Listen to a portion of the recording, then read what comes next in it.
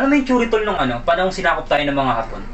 Tol, nung panong 18th century tuna pa yata yun, tol, no? Oo, tol. Ilang years rin ba tayong inalipin ng mga Hapon, tol? I think almost, I don't know eh. Kaya pansinin mo, tol, ang daming Pilipino ang gagaling magsalita ng Japanese ngayon. Omsim! Eh, ikaw, tol, marunong ka mag-Japanese? Slight lang, tol. Arigato sa imuntana!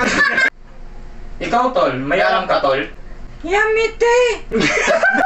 Yung tsuri pala dun, tol, di ba nagkagera yung Japan tsaka Amerika dahil sa Pajibar? Ah. Nag-square bati sila.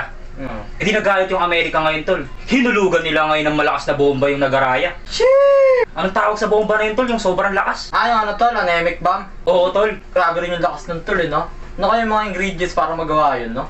Ayon sa napag-aralan namin, tol, binubuo pala yun ng 4 na component. Proton, neutron, testosterone, tsaka chicharon. Kapag nag-collide pala yan, tol, to each other, nagkakaroon pala ng napakalakas na explosion, internal medicine. Sheesh! That's crazy! Tapos, tol, nung alam na ng leader ng mga Hapon na matatalo na sila, yung mga nakolekta nilang ginto like gold bolts, white bolts, ibinaon nila sa mga bundok dito sa Pilipinas. Yun yung tinatawag ngayon ng Mamacita Treasure. That's crazy!